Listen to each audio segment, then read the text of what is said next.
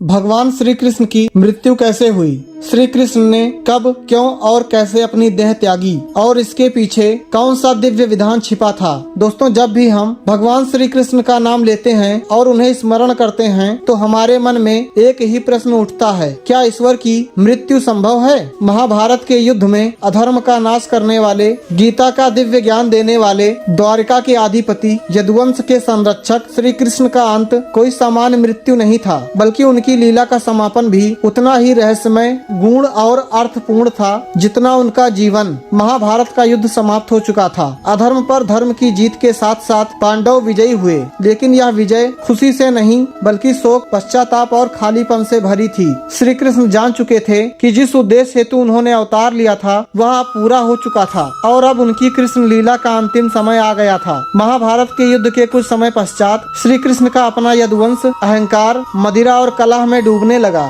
महाभारत के मौसला पर्व के अनुसार एक दिन यदुवंशियों द्वारा ऋषियों का अपमान किया गया, जिसके परिणाम स्वरूप ऋषियों ने यदुवंश को अपने ही हाथों नष्ट होने का श्राप दे दिया। और इस घटना के कुछ ही समय बाद एक उत्सव के अवसर पर यदुवंशी मदिरा के नशे में आपस में लड़ पड़े और लोहे की मूसल से एक दूसरे का संहार करने लगे। यदुवंशियों का यह झगड़ा कर्म और काल का विधान था, इसीलिए श्री कृष्ण ने वहाँ उपस्थित होते हुए भी इस झगड़े में हस्तक्षेप नहीं किया। यदुवंश के नाश के बाद श्री कृष्ण को यह आभास हुआ कि बुआ गांधारी के श्राप के कारण अब द्वारिका भी धरती पर नहीं रहेगी और कुछ ही समय में समुद्र ने द्वारिका को निगल लिया। जिस सुंदर नगरी में भगवान श्री कृष्ण रहते थे और जिसमें सुंदर सुंदर सोने के महल थे, वह द्वारिका नगरी अब जल में समा गई। द्वारिका नगरी का जल में समाना यह संकेत था कि कृष्ण लीला अब अपने अंत की ओर है। श्री कृष्ण द्वारिका से सब कुछ त्याग कर प्रभास क्षेत्र पहुँचे और भालका तीर्थ में एक पीपल के वृक्ष के नीचे उन्होंने ध्यान लगाया।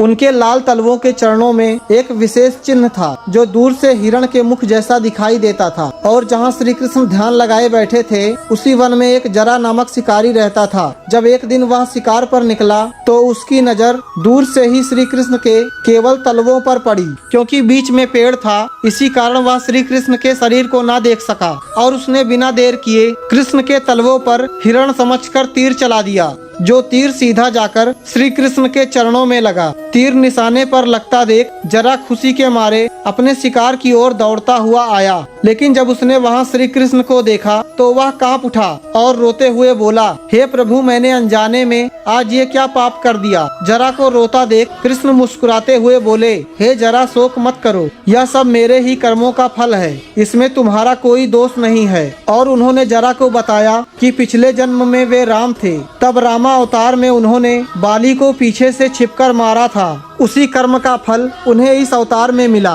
और वो मृत्यु को प्राप्त हुए। लेकिन यहाँ एक बात समझना आवश्यक है कि श्री कृष्ण की मृत्यु नहीं हुई, बल्कि उन्होंने अपनी योग माया के द्वारा देह त्याग दिया और जैसे ही उन्होंने ध्यान समाप्त किया, उनकी आत्मा परम तत्व में विलीन हो गई। कृष्ण की मृत्यु के बाद जब अर्जुन वहाँ पहुँचे तो अपने आराध्य, सखा और मार्गदर्शक को न पाकर वे फूट फूट कर रोने लगे। और कलयुग की शुरुआत भी कृष्ण के देह त्याग के साथ मानी जाती है।